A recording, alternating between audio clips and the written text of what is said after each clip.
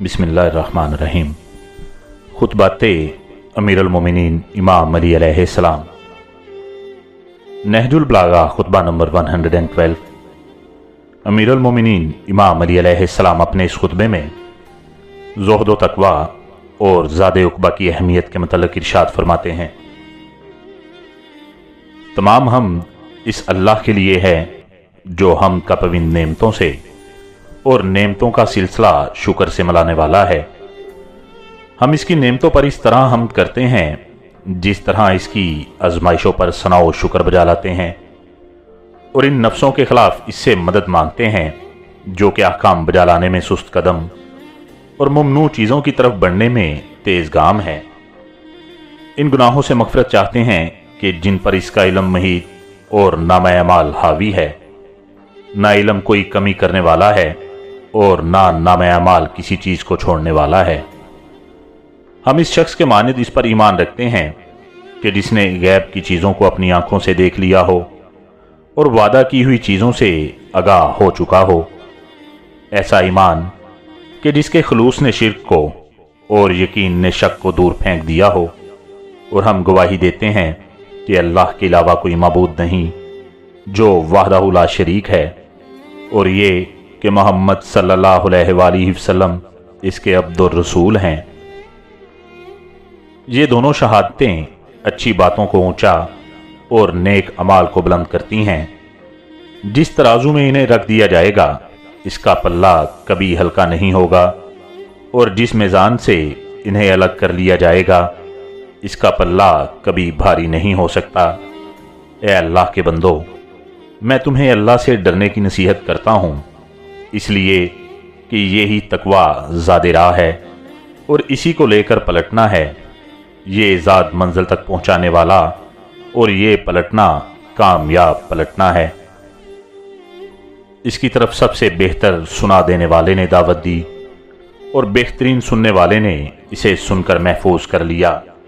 चुनांचा दावत देने वाले ने सुना दिया और सुनने वाला बहरानदोज हो गया। अल्लाह के बंदो, तकवा ही ने अल्लाह के दोस्तों को बुराइयों से बचाया है और इनके दिलों में खौफ पैदा किया है, यहाँ तक कि इनकी रातें जागते और तपती हुई दोपहरें प्यास में गुजर जाती हैं, और इस ताबो कुल्फत के इवज़ राहते दायमी और इस प्यास के बदले में तस्नीमों कोसर से शराबी हासिल करते हैं।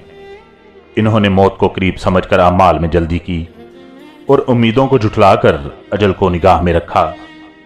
फिर ये दुनिया तो फना और मशक्क़त व तगय्यर और इबरत की जगह है। चनांचा फना करने की सूरत ये है कि ज़माना अपनी कमान का चिल्ला चढ़ाए हुए है, जिसके तीर खता नहीं करते और ना इसके ज़ख्मों का कोई मदावा हो सकता है। जिंदा पर मौत के, तंदुरुस्त पर बीमारी के और महफूज पर हलाकत के तीर चलाता रहता है। वो ऐसा घाव है कि कभी सीर नहीं होता और ऐसा पीने वाला है कि इसकी प्यास बुझती ही नहीं। और रंजो ताब की सूरत यह है कि इंसान माल जमा करता है लेकिन इसमें से इसे खाना नसीब नहीं होता। घर बनाता है मगर इसमें रहने नहीं पाता, और फिर अल्लाह ताला की तरफ इस तरह चल देता है कि ना माल साथ उठाकर ले जा सकता है और ना घर ही उधर मुंतकिल कर सकता है। और इसके तगय्यर की यह हालत है कि तुम एक ऐसे शख्स को देखते हो जिसकी हालत काबिल रहम होती है, और वो देखते ही देखते इस काबिल हो जाता है कि इस पर रश्क खाया जाए, और काबिल रश्क आदमी को देखते हो कि चंद ही दिनों में इसकी हालत पर तरस आने लगता है। इसकी यही तो वजह है कि इससे नेमत जाती रही और इस पर फ़क्र व अफलास टूट पड़ा।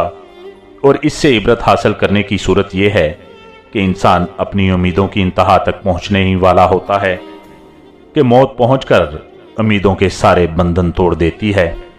इस तरह ये उम्मीदें बर आती हैं और ना उम्मीदें बांधने वाला ही बाकी छोड़ा जाता है। अल्लाह अकबर। इस दुनिया की मसरत की फरेबकारियाँ और इसकी शराबी की तशना का मियाद कितनी ज़्यादा है, और इसके साहिब में धूप की शिरकत कितनी ज़्यादा है। ना आने वाली मौत को पलटाया जा सकता है और ना जाने वाला पलट कर आ सकता है। सुबहान अल्लाह। जिंदा मुर्दों से इन्हीं में मिल जाने की वजह से कितना करीब है और मुर्दा जिंदों से तमाम तल्लुकात के टूट जाने की वजह से किस कदर दूर है। बेशक कोई बदी से बदतर शय नहीं सिवाय इसके अजाब के, और कोई अच्छाई से अच्छी चीज नहीं सिवाय इसके सवाब के। दुनिया की हर चीज का सुनना इसके देखने से अजीम तर है, मगर आखिरत की हर शय का देखना सुनने से कहीं बड़ा चढ़ा हुआ है। तुम इसी सुनने से इसकी असली हालत का जो मुशाहदे में आएगी अंदाजा और खबर ही सुनकर इसकी गैब की तस्दीक कर लो।